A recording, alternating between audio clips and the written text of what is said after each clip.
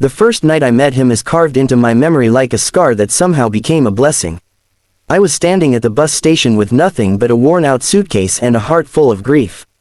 My mother had just been buried 2 days before, and the relatives who promised they would look after me had disappeared the moment the funeral ended. It was evening, the sky was heavy with rain, and the world felt like it was closing in on me. I remember clutching my suitcase like it was the only anchor I had, trying to fight back tears I had been holding for too long. People passed by without noticing me, some glancing with pity but moving on quickly, as if I were invisible. I was 18, legally an adult but emotionally still a child, and I felt smaller than I ever had before. That was when a rusty old pickup truck pulled up, its headlights cutting through the drizzle. The driver rolled down his window and spoke in a voice that was tired yet gentle, "You shouldn't be out here alone. Do you need a ride somewhere?" At first, I hesitated. My trust in humanity had been broken in more ways than I could count. But when I looked into his face, I saw something I hadn't seen in a long time: sincerity. He wasn't a man who looked like he had much. His clothes were stained with grease, his hands rough and calloused, his hair showing strands of gray despite his relatively young age. But his eyes told me he understood loneliness, and in that moment, I felt something inside me loosen. I nodded slowly, and he helped me into the truck, careful not to push me with too many questions. His name was Daniel. He lived on the edge of town in a small, modest house with his 7-year-old daughter, Emma. When we arrived, he invited me in without hesitation. The warmth of that home hit me instantly, not because it was grand or filled with expensive things, but because it smelled of life: freshly baked bread, laundry drying on a rack, crayons scattered across the table where Emma had been coloring. The place was small and worn but alive, and for the first time since my mother's passing, I felt like I had stepped into somewhere safe. He gave me a blanket, set a plate of food in front of me, and said simply, "Stay as long as you need." No questions asked. I didn't know how to respond. I had grown used to kindness coming with conditions, to people expecting something in return. But he didn't. He never asked why I was alone or what had happened to my family. He just made space for me. At first, I was restless, waiting for the moment when his true intentions would show. I watched him closely, convinced he would eventually ask me for money, labor, or even gratitude I didn't know how to give. But he never did. He went about his days quietly, waking up before dawn to go to work at a mechanic shop, coming home late, still managing to cook dinner for Emma and me, sitting with us at the table, and listening to Emma chatter about her day at school. He never pressed me for conversation. He just let me be. In those first weeks, I noticed his struggles. Sometimes the fridge was nearly empty, and he would make jokes about how creative you could get with beans and rice. Sometimes I saw the worry in his eyes when bills piled up on the counter. But he never let his burdens spill onto us. Instead, he carried them with a kind of quiet strength that humbled me. He would spend his nights fixing Emma's toys, helping her with homework, or patching up his worn-out work boots with needle and thread.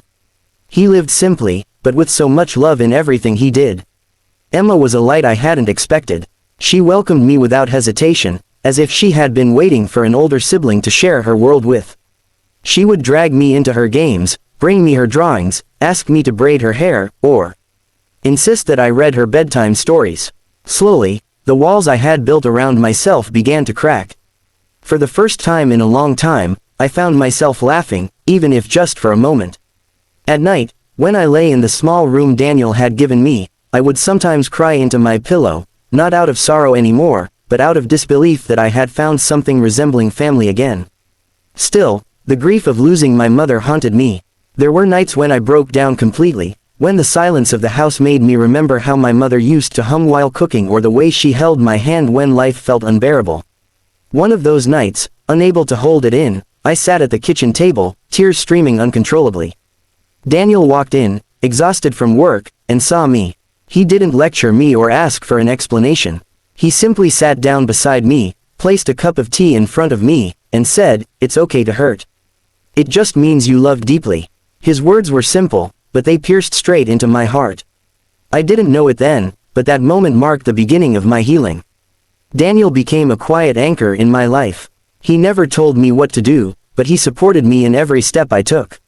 When I decided to return to school, he encouraged me, telling me I was capable even when I doubted myself. He would come home tired, yet still ask about my classes, listening with genuine interest. When I passed my first set of exams, he celebrated with a homemade cake Emma decorated with sprinkles. It wasn't much, but it felt like the biggest victory of my life, because someone cared enough to celebrate with me. Of course, life wasn't without its hardships. There were months when money was so tight that I could see the exhaustion written all over his face. I offered to leave, to find somewhere else to stay, but he shook his head firmly. "You're part of this family now," he said, and he meant it. That simple declaration broke me down more than anything else, because for the first time in years, I belonged somewhere. Emma and I grew closer over time. She would run to me after school, showing me her drawings, calling me her best friend. I started helping her with homework, teaching her little things my mother had once taught me, and in those small moments, I found pieces of myself coming back to life. I began to dream again, not grand dreams of riches or fame, but simple ones of stability, of finishing school, of one day being able to give back even a fraction of what Daniel had given me. When I graduated high school, Daniel was there in the back row of the auditorium, clapping louder than anyone else. He didn't stand out in his worn jacket, but to me, he was the proudest man in the room. His smile that day stays with me even now, because it wasn't the smile of a man who had gained anything from me, it was the smile of someone who had given everything without asking for anything back and was now watching the seeds of that kindness bloom. Years passed, and I went on to college with his encouragement.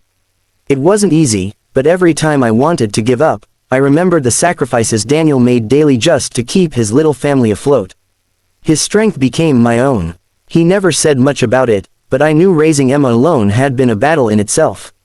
Her mother had left when she was a toddler, and Daniel had carried the weight of both parents ever since.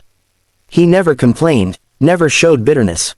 He simply gave, and that, I realized, was the greatest form of strength. The older I grew, the more I understood what he had done for me.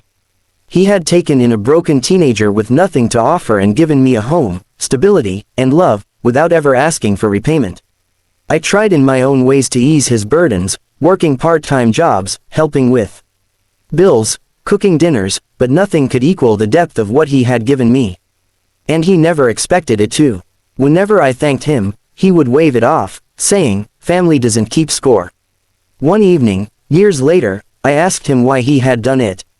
Why he had taken me in when his life was already hard enough. His answer was quiet but powerful. "Because I know what it's like to feel like you've got no one. And I couldn't let you carry that alone." That simple truth has stayed with me forever. Today, when I look back, I realize that my story isn't one of tragedy, but of unexpected grace. It's the story of how an ordinary single father, burdened with his own struggles, chose to open his home and his heart to me without asking for anything.